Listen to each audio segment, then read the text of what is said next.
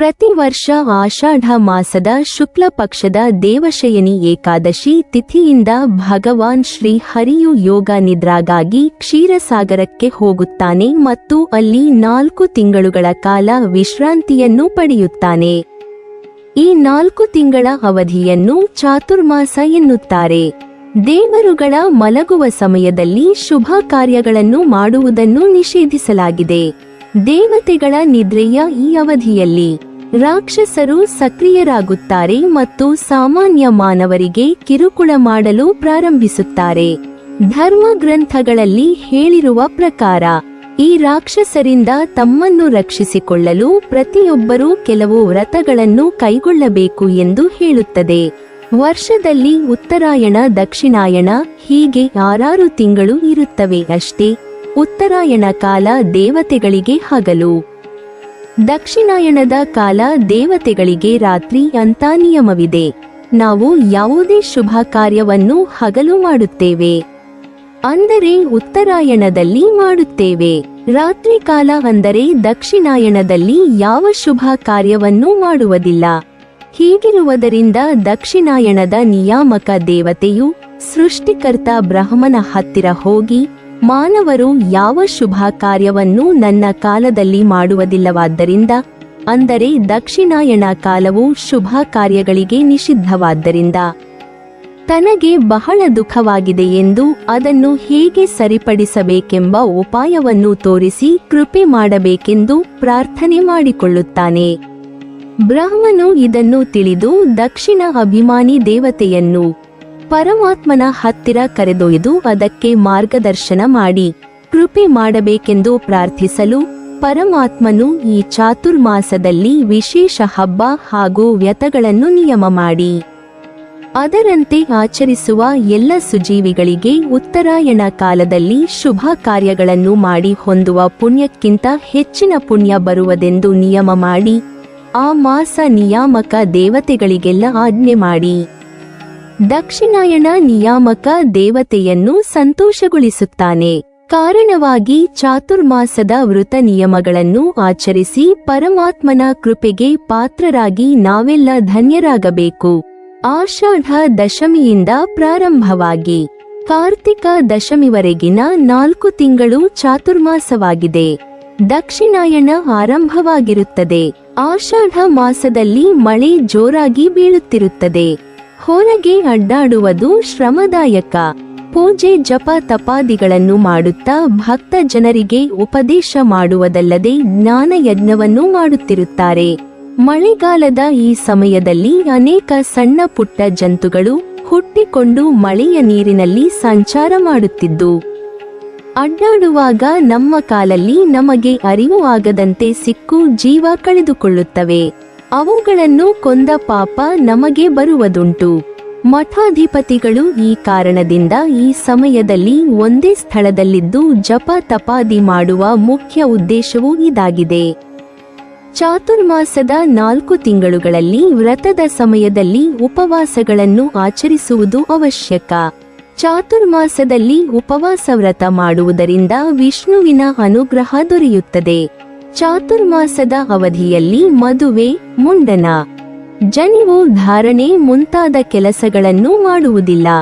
ಈ ಸಮಯದಲ್ಲಿ ನೆಲದ ಮೇಲೆ ಅಥವಾ ನೆಲದ ಮೇಲೆ ಚಾಪೆಯನ್ನು ಹಾಕಿ ಮಲಗುವುದು ಪ್ರಯೋಜನಕಾರಿಯಾಗಿರುತ್ತದೆ. ಸೂರ್ಯೋದಯಕ್ಕೆ ಮುನ್ನ ಎದ್ದೇಳುವುದು ಅತ್ಯಂತ ಮಂಗಳಕರವೆಂದು ಪರಿಗಣಿಸಲಾಗಿದೆ. ಈ 4 ತಿಂಗಳುಗಳ ಕಾಲ ಬ್ರಹ್ಮ ಮುಹೂರ್ತದಲ್ಲಿ ಏಳುವ ಅಭ್ಯಾಸವನ್ನು ರೂಢಿಸಿಕೊಳ್ಳಬೇಕು. ಈ ಮಾಸದಲ್ಲಿ ಪ್ರತಿದಿನವೂ ಚೆನ್ನಾಗಿ ಸ್ನಾನ ಮಾಡಬೇಕು. ಪವಿತ್ರ ನದಿಯಲ್ಲಿ ಸ್ನಾನ ಮಾಡುವುದರಿಂದ ಕೂಡ ಸಾಕಷ್ಟು ಪ್ರಯೋಜನಗಳಿವೆ.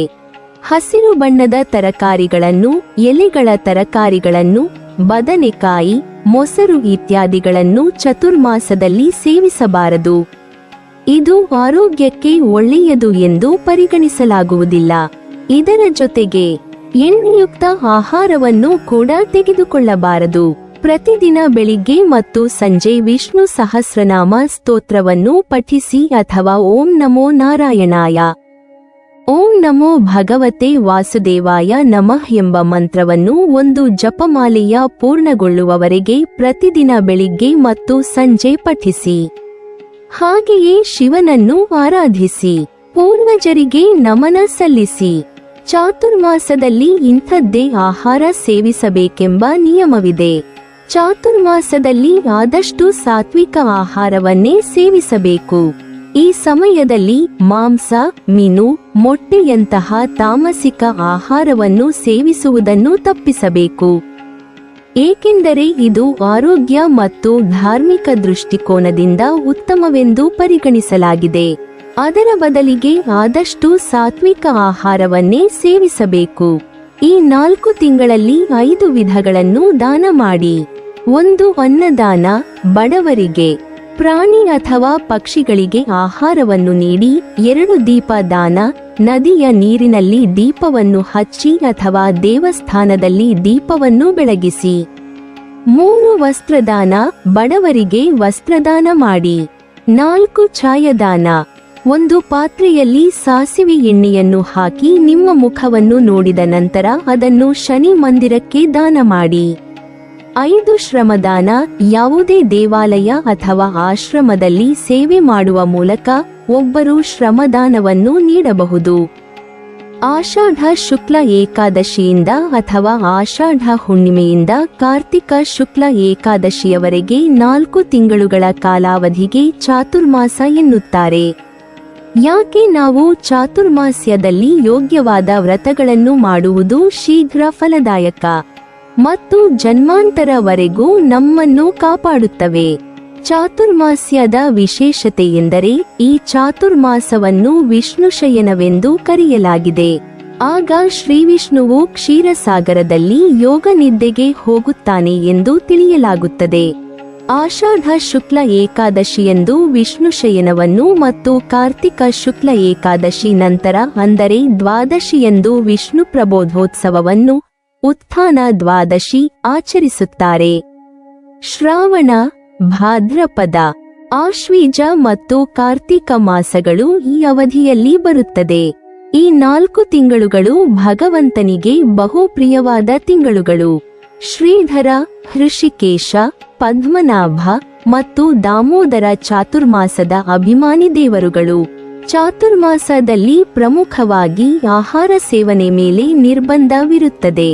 ಕಾರಣವೆಂದರೆ ಬಾಹ್ಯ ಪ್ರಪಂಚದ ಅವಲಂಬನದಿಂದ ಹೊರಬಂದು ಚಿತ್ತಸ್ಥೈರ್ಯವನ್ನು ಹೆಚ್ಚಿಸಿಕೊಳ್ಳುವುದಕ್ಕೆ. ಚಾತುರ್ಮಾಸದ ತಿಂಗಳಲ್ಲಿ ಆಹಾರ ವರ್ಜ್ಯ ವ್ರತಗಳನ್ನು ಮಾಡಬೇಕು. ಅವುಗಳೆಂದರೆ ಶಾಕವ್ರತ, ಕ್ಷೀರವ್ರತ, ದಧಿವ್ರತ ಮತ್ತು ದ್ವಿದಳ. ಮೊದಲನೇ ತಿಂಗಳು ಶಾಖ, ಕಾಯಿಪಲ್ಯ, ತರಕಾರಿಗಳು, ಹಣ್ಣುಗಳು, ಕಾಂಡಬೇರು, ದಂಟು, ತೊಗಟೆ, ಎಲೆ ಸೊಪ್ಪುಗಳು, ಮೆಂತೆ ಸೊಪ್ಪು, ಹಸಿ ಕೊಬ್ಬರಿ, ಒಣ ಕೊಬ್ಬರಿ, ಹಸಿ ಶುಂಠಿ ಇತ್ಯಾದಿ ತಿನ್ನಬಾರದು. ಎರಡನೇ ತಿಂಗಳು ಮೊಸರು, ಭಾದ್ರಪದ. ಈ ಮಾಸದಲ್ಲಿ ಮೊಸರು ನಿಷೇಧ. ಮೂರನೆಯ ತಿಂಗಳು ಹಾಲು. ಈ ಮಾಸದಲ್ಲಿ ಅಶ್ವಿಜ. ಭಗವಂತನಿಗೆ ಹಾಲು ನಿವೇದಿಸುವುದು, ಕುಡಿಯುವುದು ನಿಷಿದ್ಧ. ಪಾಯಸಾದಿಗಳಿಗೆ ಹಾಲನ್ನು ಉಪಯೋಗಿಸಬೇಕಾದಲ್ಲಿ ತೆಂಗಿನಕಾಯಿ ಹಾಲನ್ನು ಉಪಯೋಗಿಸಬಹುದು. ನಾಲ್ಕನೆಯ ತಿಂಗಳು ದ್ವಿದಳ ಧಾನ್ಯಗಳು ಉದ್ದು, ಹೆಸರು, ಕಡಲೆ, ಮಸೂರ, ಹುರಳಿ, ಸಾಸಿವೆ, ಮೆಂತ್ಯ, ಗೋಡಂಬಿ, ಬಾದಾಮಿ, ಅವರೆ, ತೊಗರಿ, ಅಲಸಂದೆ, ಹುಣಸೆ ಹಣ್ಣು, ಏಲಕ್ಕಿ. ದ್ವಿದಳ ವ್ರತ ಕಾಲದಲ್ಲಿ ನಿಷಿದ್ಧ. ವ್ರತಗಳನ್ನು ಪ್ರಾರಂಭ ಮಾಡುವ ಮೊದಲು ಸಂಕಲ್ಪ ಮಾಡಬೇಕು. ಆಷಾಢ ಏಕಾದಶಿಯ ದಿನ ಭಗವಂತನ ಪೂಜೆ ಮಾಡಿ ಕೈಯಲ್ಲಿ ಅಕ್ಷತೆ ಹಿಡಿದು ಸಂಕಲ್ಪ ಮಾಡಿ ಅಕ್ಷತೆಯನ್ನು ಒಂದು ತಟ್ಟೆಯಲ್ಲಿ ಬಿಡಬೇಕು. ಒಮ್ಮೆ ಧರಣಿ ದೇವಿ, ಕಲಿಯುಗದಲ್ಲಿ ಜನರು ಅನೇಕ ಕಷ್ಟಗಳನ್ನು ಅನುಭವಿಸುತ್ತಾರೆ. ಇವರಿಗೆ ಸುಖ ಸಂತೋಷವನ್ನು ಕೊಡುವಂತ ಯಾವುದಾದರೂ ವ್ರತವನ್ನು ಸೂಚಿಸುವಂತೆ ವರಾಹರೂಪಿ ವಿಷ್ಣುವನ್ನು ಕೇಳುತ್ತಾಳೆ. ಆಗ ಚಾತುರ್ಮಾಸ್ಯವೆಂಬ 4 ತಿಂಗಳ ಅವಧಿಯಲ್ಲಿ ದಾನ, ವ್ರತ, ತಪ ಮತ್ತು ಹೋಮಗಳನ್ನು ಮಾಡಿದರೆ ಅವರಿಗೆ ಅಪಾರವಾದ ಫಲ ಲಭ್ಯವಾಗುತ್ತದೆ ಎಂದು ವರಾಹ ದೇವರು ಹೇಳುತ್ತಾರೆ. ಈ ಚಾತುರ್ಮಾಸ್ಯದಲ್ಲಿ ಸತ್ಸಂಗ, ದ್ವಿಜ ಭಕ್ತಿ, ಗುರು, ದೇವ, ಅಗ್ನಿ ತರ್ಪಣ, ಗೋಪ್ರದಾನ, ವೇದಪಾಠ, ಸತ್ಕ್ರಿಯ, ಸದ್ಭಾಷಣ, ಗೋಭಕ್ತಿ. ದಾನ, ಭಕ್ತಿ, ಧರ್ಮ ಸಾಧನ. ಅನ್ನದಾನ ಎಲ್ಲಾ ದಾನಗಳಿಗಿಂತಲೂ ಶ್ರೇಷ್ಠ. ಪ್ರತಿ ವರ್ಷ ಚಾತುರ್ಮಾಸದಲ್ಲಿ ಮನುಷ್ಯನು ಯಾವುದಾದರೊಂದು ವ್ರತವನ್ನು ಅವಶ್ಯ ಮಾಡಬೇಕು. ಇಲ್ಲದಿದ್ದರೆ ಅವನಿಗೆ ಸಂವತ್ಸರೋದ್ಭವವೆಂಬ ದೋಷ ತಗಲುತ್ತದೆ. ತಪ್ತಮುದ್ರೆ. ವೈಷ್ಣವರು ಆಷಾಢ ಮತ್ತು ಕಾರ್ತಿಕ ಏಕಾದಶಿಯಂದು ತಪ್ತಮುದ್ರೆಯನ್ನು ಧರಿಸಬೇಕೆಂದು ರಾಮಾರ್ಚನ ಚಂದ್ರಿಕಾ ಗ್ರಂಥದಲ್ಲಿ ಹೇಳಲಾಗಿದೆ. ಚಾತುರ್ಮಾಸದಲ್ಲಿ ಪ್ರತಿಯೊಬ್ಬರೂ ಮತ ಪಂಥ ಭೇದವಿಲ್ಲದೆ ಒಂದಲ್ಲ ಒಂದು ವ್ರತವನ್ನು ಅವಶ್ಯವಾಗಿ ಮಾಡಬೇಕು. ಹೀಗೆ ಧರ್ಮಶಾಸ್ತ್ರವು ಹೇಳುತ್ತದೆ. ಸಂಧ್ಯಾಕಾಲದಲ್ಲಿ ತುಪ್ಪದ ದೀಪವನ್ನು ಹಚ್ಚುವುದು, ನಿತ್ಯವೂ ಸ್ತೋತ್ರಗಳನ್ನು ಹೇಳುವುದು, ನೆಲದ ಮೇಲೆ ಕೇವಲ ಚಾಪೆ ಹಾಸಿ ಮಲಗಿದರೆ ಅದು ಒಂದು ವ್ರತ. ಮೌನವ್ರತ. ವಿಶೇಷ ದಿನಗಳಲ್ಲಿ ಉಪವಾಸ ಮಾಡಬಹುದು. ಶುಕ್ರವಾರ, ಮಂಗಳವಾರ, ಹುಣ್ಣಿಮೆ, ಅಮಾವಾಸ್ಯೆಗಳಲ್ಲಿ ಲಕ್ಷ್ಮಿ, ದುರ್ಗೆ, ಗೌರಿ ಈ ಸ್ವರೂಪದಲ್ಲಿ ಪೂಜೆಯನ್ನು ಮಾಡಬಹುದು.